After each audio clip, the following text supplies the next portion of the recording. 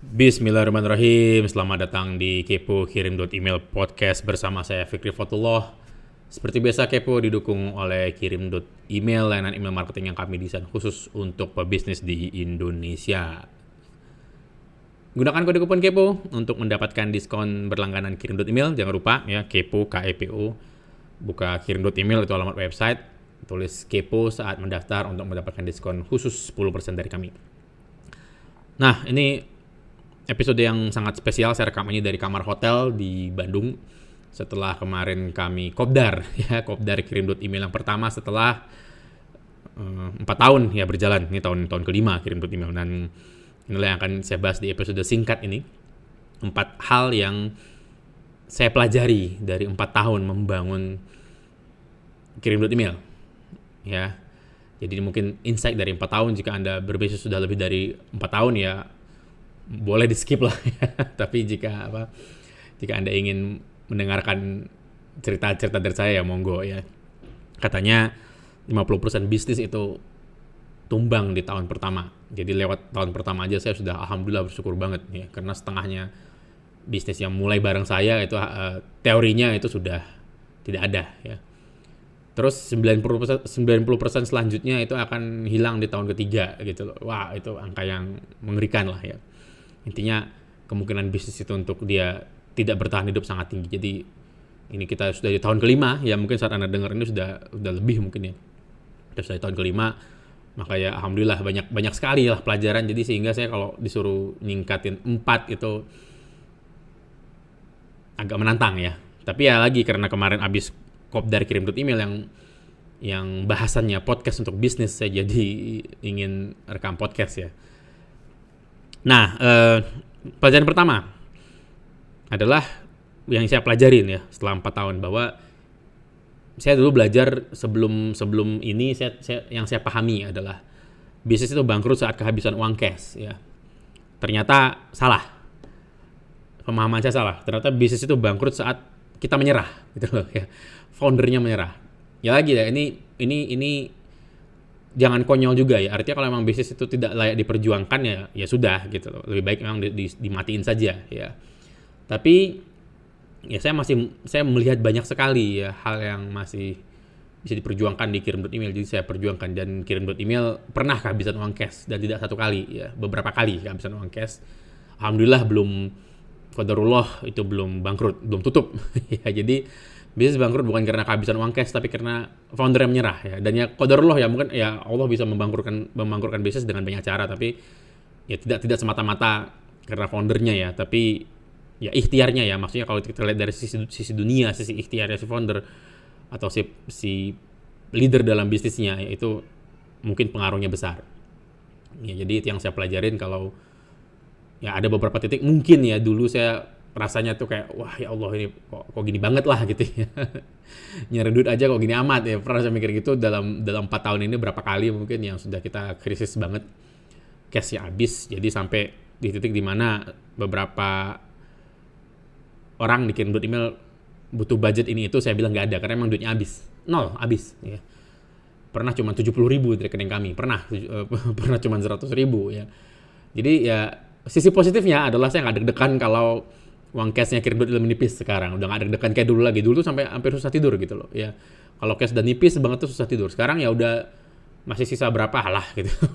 udah mulai kebal mungkin ya. Tapi jangan ditiru lah. Ini bukan satu ditiru ya. Yang kedua, pelajaran kedua, bisnis dimulai dengan keberanian, dibesarkan dengan keilmuan. Nah, ini sesuatu yang dulu sering saya bilang, dan ini jadi nasihat buat diri saya sendiri. Jadi kalau memulai itu kita butuh keberanian, butuhnya nyali datengin orang, gedor pintu sana sini, bikin sales. Misalnya investor gedor pintu investor, misalnya salesnya besar gedor pintu perusahaan untuk B2B misalnya kan. Tapi ya intinya pada nyali, keberanian memulai, keberanian untuk menjalani, keberanian untuk membuka jalan-jalan baru, keberanian nahan malu dan lain-lain. Tapi saat dia dibesarkan, dia harus dibesarkan dengan keilmuan. Kita harus update ilmu terus, tidak boleh berhenti. Tidak ada namanya tidak belajar. Buku, podcast, audiobook, seminar, workshop, YouTube, apapun. Salah sehari ada diperbolehkan, dan ya abu-abu dikit ya kadang saya masih terima gitu loh ya. Karena kadang abu-abu ini definisi abu-abu menurut siapa kan gitu ya. Jadi dibesarkan dengan keilmuan. Ya, belajar terus. Jadi saya nggak peduli kalau ya tadi selama hal haram saya nggak peduli yang bilang ini siapa. Misalnya yang bilang ini bisnis coach lah, yang sering dimaki-maki orang katanya penjual ludah.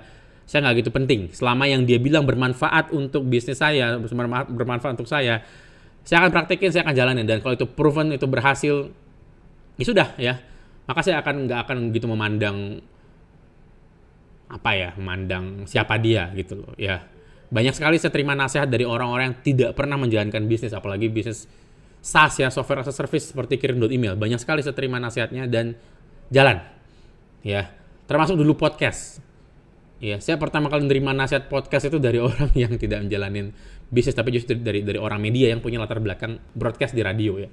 Jadi dia nggak tahu apa soal bisnis, tapi ya dia bilang, Mas, kata-kata yang tidak pernah saya lupa, Mas, cuman radio loh Mas, orang bisa nyambi dengerin Mas. Kalau Mas bikin video sebagus apapun gitu, dia nyetir gitu, dia ngurusin anak gitu, dia nge-gym, dia nggak bisa menikmatin atau mengkonsumsi kontennya Mas. Itu nasihat yang tidak pernah saya lupakan, dan itu yang men-trigger saya untuk memulai podcast dari tahun 2015 ya.